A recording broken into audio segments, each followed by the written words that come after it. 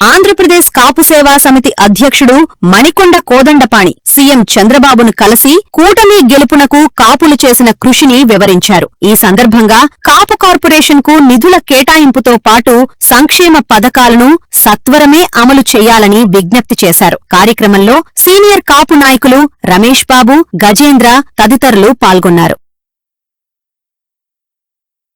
కాపులు గత ఎన్నికల్లో పెద్దన్న పాత్రను పోషించి కూటమి ప్రభుత్వం అధికారంలోకి రావడంలో కీలకమైన పాత్రను పోషించారని ఆంధ్రప్రదేశ్ రాష్ట్ర కాపు సేవా సమితి అధ్యక్షుడు మణికొండ కోదండపాణి తెలియజేయడం జరిగింది.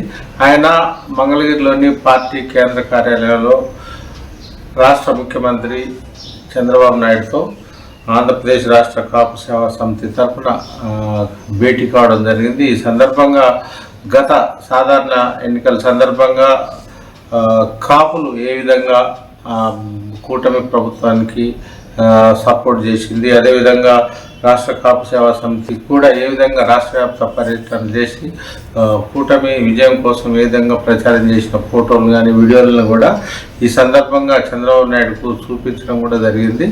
ఈ సందర్భంగా భావోద్వేగానిలోనైనా కోదండపాణి కాపులకు న్యాయం చేయాల్సిన అవసరాన్ని కూడా మరోసారి ముఖ్యమంత్రి చంద్రబాబు నాయుడుకి అయితే గుర్తు చేశారు. ఎన్నికల్లో ఇచ్చిన హామీలను కూడా తూచా తప్పకుండా అమలు చేస్తేనే సార్థకత ఉంటుందని, అలా చేస్తేనే కాపుల మద్దతు కూడా సంపూర్ణంగా ఉంటుందనే విషయాన్ని కూడా మరోసారి చంద్రబాబు నాయుడుకి అయితే ఆయన గుర్తు చేయడం జరిగింది. ముఖ్యంగా ఈడబ్ల్యూఎస్ రిజర్వేషన్ సంబంధించి 10% కోటాలో 5% కాపులకు కేటాయించాలని కూడా కోదండపాణి ముఖ్యమంత్రిని అయితే కోరారు. మరోవైపు బీసీఎఫ్ రిజర్వేషన్ కూడా కాపుల కోసం ప్రత్యేకంగా అమలు చేయాల్సిన అవసరాన్ని కూడా ఆయన నొక్కి చెప్పడం జరిగింది.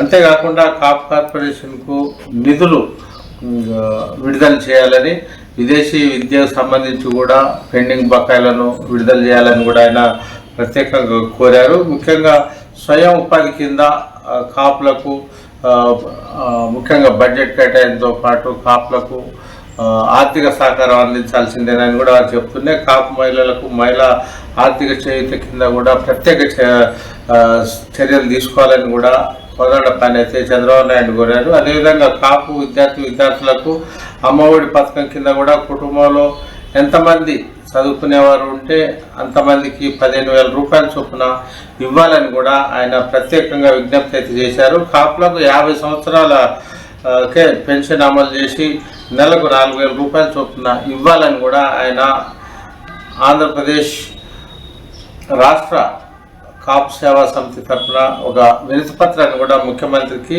అందజేశారు. అదేవిధంగా కాపు రైతులకు, కౌలు రైతులకు కూడా పెన్షన్ అమలు చేయాలని కూడా ఆయన మరొక డిమాండ్ అయితే ముఖ్యమంత్రి ముందైతే ఉంచడం జరిగింది. కాపు సంక్షేమం కోసం ఎన్నో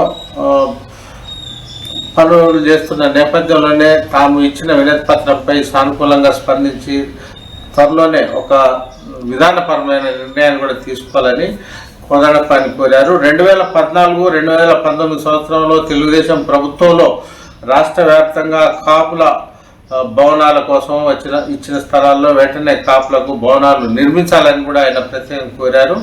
రాయలసీమ బల్జల సంక్షేమం కోసం 5 ఎకరాల స్థలాన్ని కూడా కేటాయించాలని కోదండపాణి అయితే విజ్ఞప్తి చేయడం జరిగింది.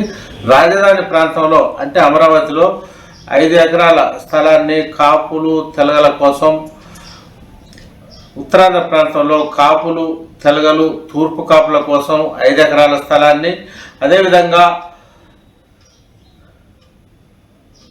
నిర్మాణాలకు ఆర్థిక సాయం అందించే విషయంలో కూడా ప్రత్యేక చొరవ తీసుకోవడం కాకుండా ప్రాధాన్యత ప్రాతిపదికన ఉత్తర్వులు జారీ చేయాలని కూడా మణికొండ కోదండపాణి ప్రత్యేకంగా విజ్ఞప్తి చేశారు.